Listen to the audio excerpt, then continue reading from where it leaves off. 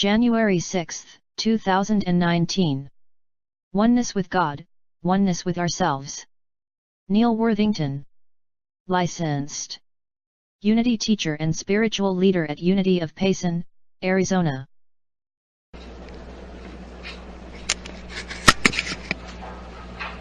Today is the first Sunday of 2019, and our theme, as we've already said, is grace. Let me restate that theme as Unity Worldwide finds it. Grace is the upward pull of the universe, lifting me to heights of divine nature. Today we're going to talk about grace, and we'll define it, but we'll also talk about it in the context of oneness. In Unity, we often say we are one, and we talk about oneness, and sometimes that's a mental assent, sometimes it comes from deep within it, but we want to consider that today and figure out how grace fits into that. How, as we experience oneness in our lives, oneness with God, oneness with each other, oneness within ourselves, that grace can fall on us or come to us. I think as you said, grace, it just comes to us. It is actually our inheritance. But let's begin by defining grace. And I have a definition here, but I want to put it back on you. Somebody give me a quick few word definition of grace. This is interaction time. Grace, how have you heard it defined? Love from above. What is it? Love from above. I like that one. Maybe from your more traditional background, if you have one, grace was called unmerited favor. I'd like to do a little bit of a departure from unmerited favor today, because as we speak of oneness, we may talk about favor that falls on all of us, or comes to all of us, or is our very birthright. It's not so much unmerited as it's just the nature of who we are as created beings. This is the definition that I'm going to give to us. Just real brief. Grace is favor given to divine expressions. Favor that is ours. It is a given, if you will.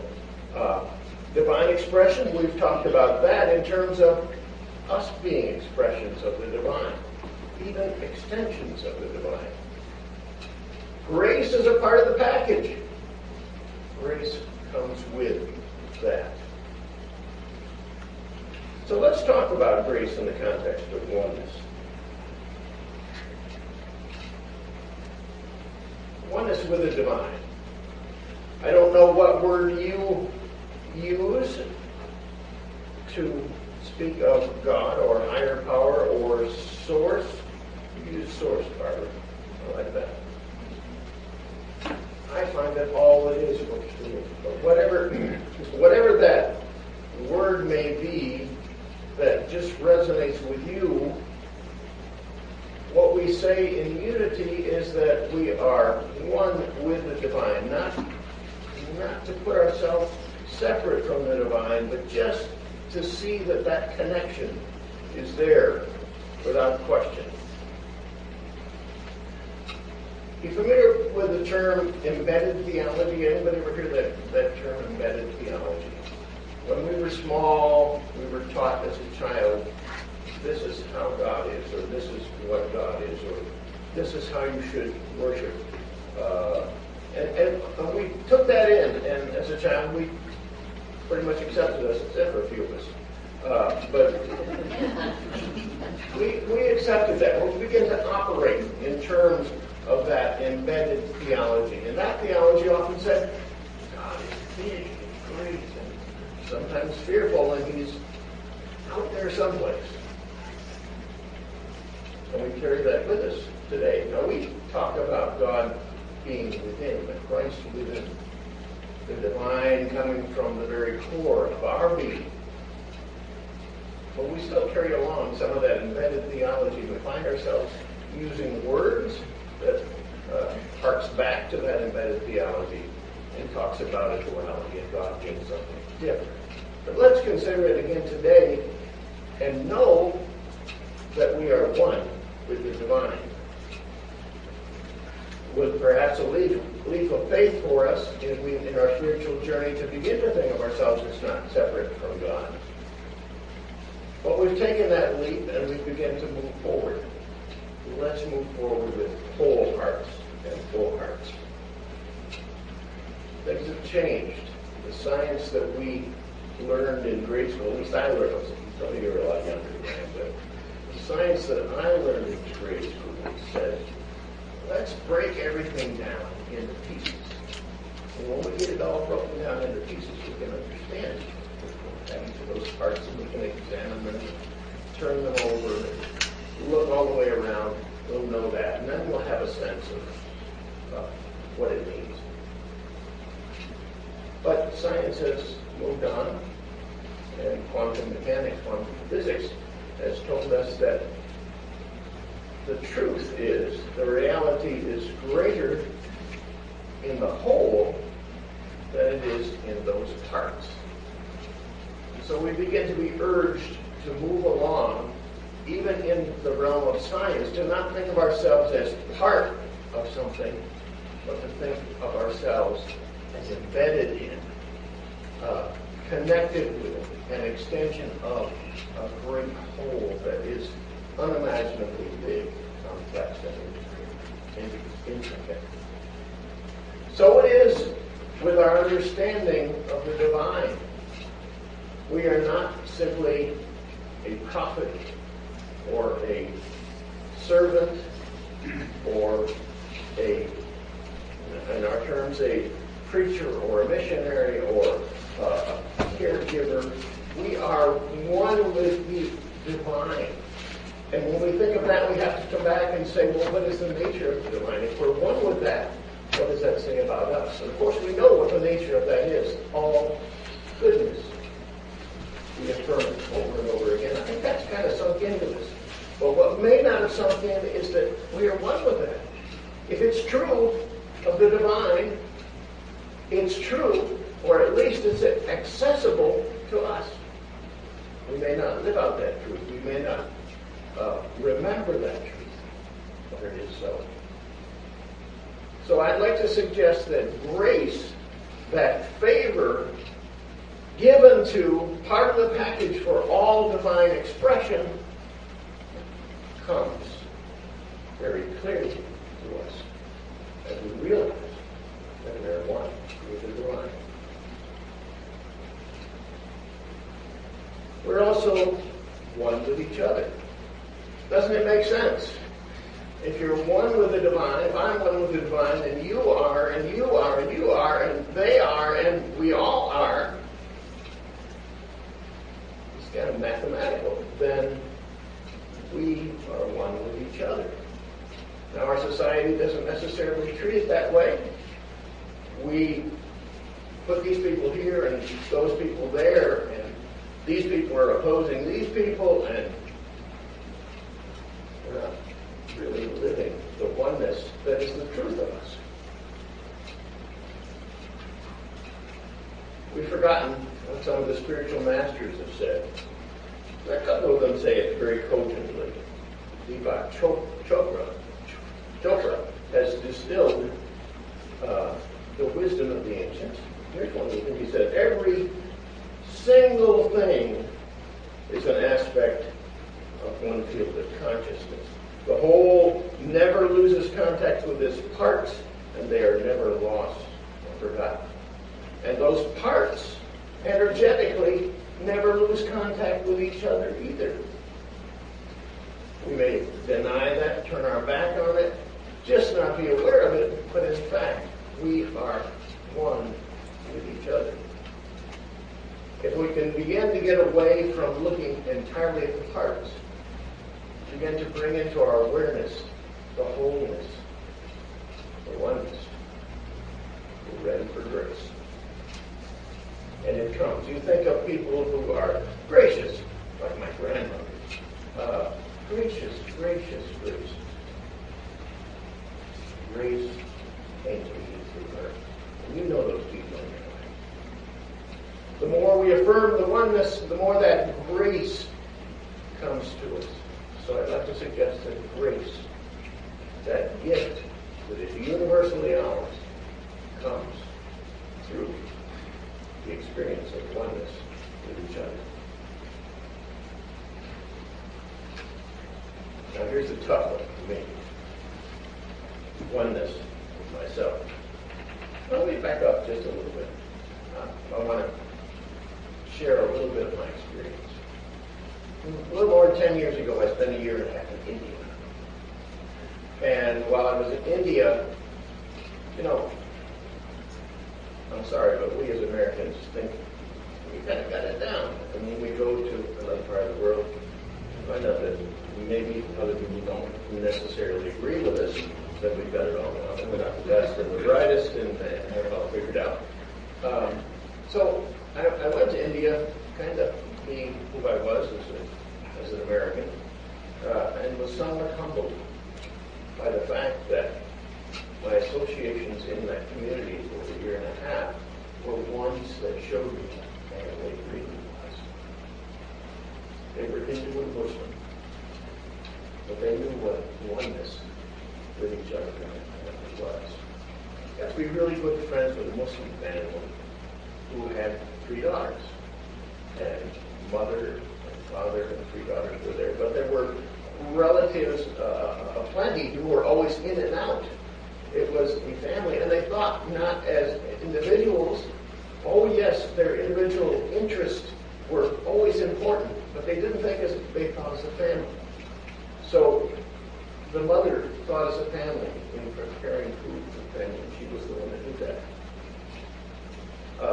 The father thought as a family when he did his work. He had a shop. He was a shopkeeper. But always his family was a part of that whole process. Even the goat that was brought into the household in preparation for celebration and eventually sacrifice was treated as one of the family. And even a guy so much different than me, was treated as one of the family. And I was included. I got to know what it was to be a family with new eyes. Got to know how that spread into the community, how the community acted as one. That oneness was more important than individuality in that setting. Uniqueness was valued and appreciated, but oneness was the value that stood. Okay, let me go on to one with myself, or oneness with yourself.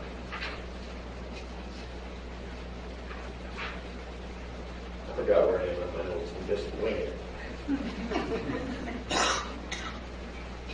So often I have to go back to my experience. Treat myself pretty badly. I'm guessing maybe a few of you do that as well. So, number one, we don't appreciate ourselves. And we don't even accept the appreciation that somebody else wants to give to us. Number two, we're pretty good at blaming ourselves.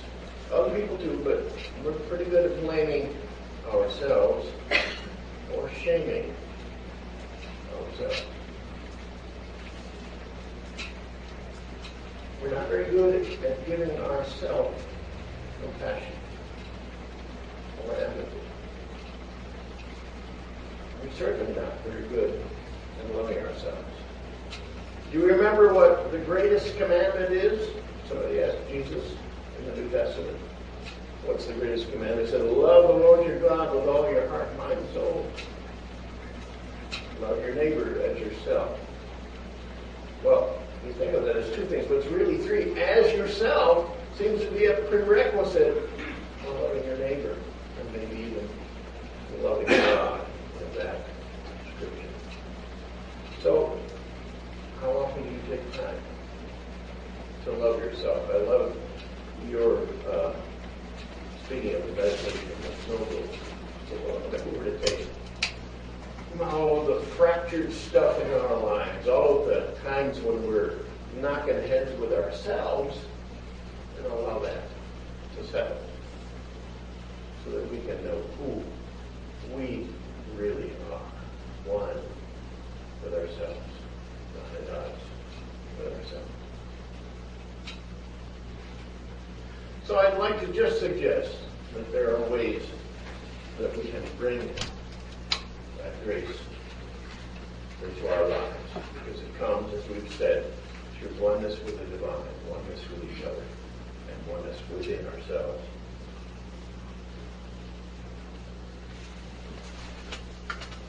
Three words. Number one,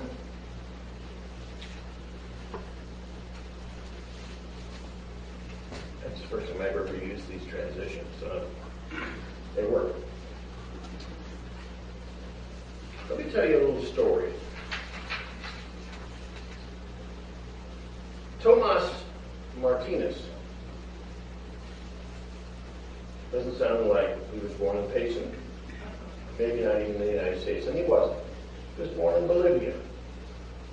Grew up, we don't know much about his growing up, but he was fairly good. Apparently, married nicely, and but then fell on very hard times. Probably was at war within himself, turned to alcohol and drugs as relief for some of his torment. So Tomas left his wife, lived on the streets, engaged in petty crime just to keep himself supported and to support his habits. Fearing always the police, who might arrest him for being drunk or high, or some of the petty crimes that he committed. So it was always on the move, always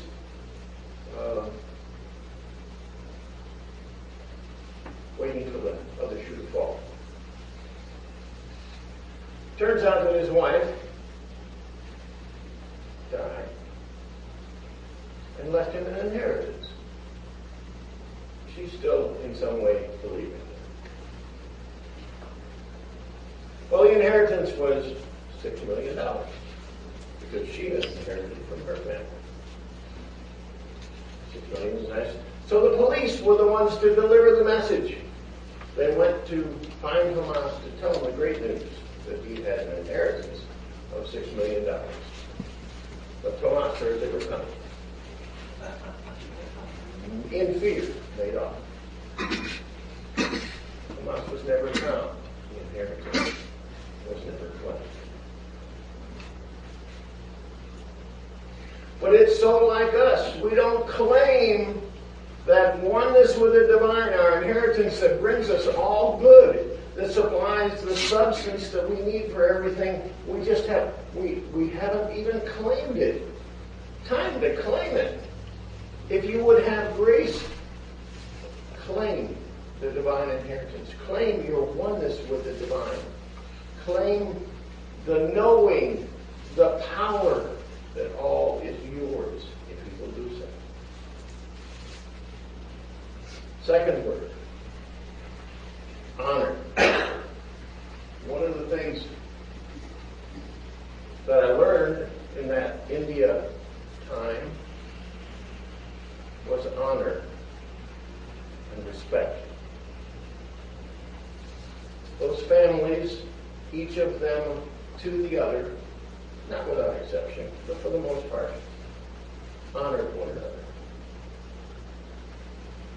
We don't talk much about honor, but I had opportunity this week to share in a ceremony that honored someone.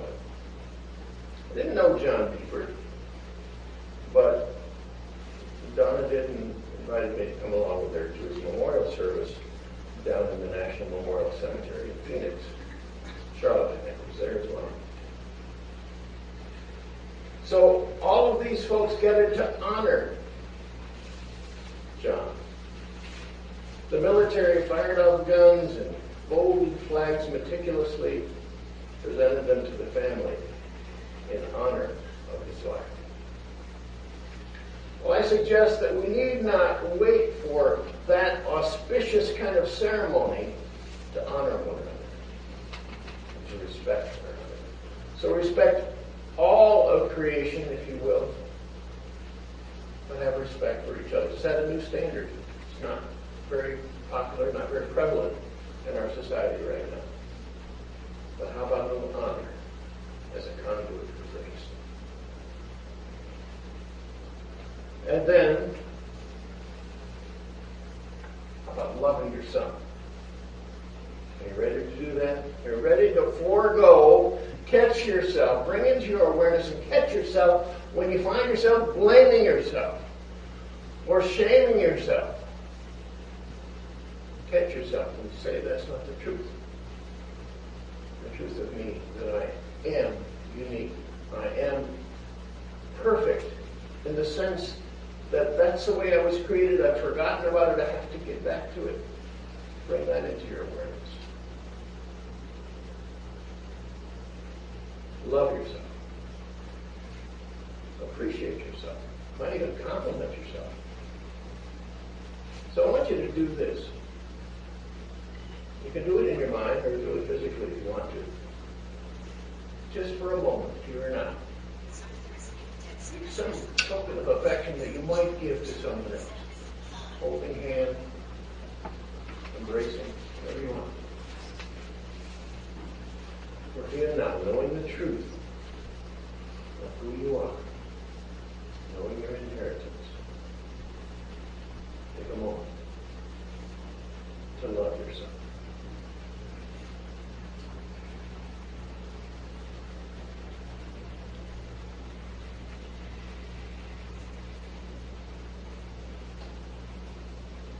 What great grace comes through the ability to love yourself.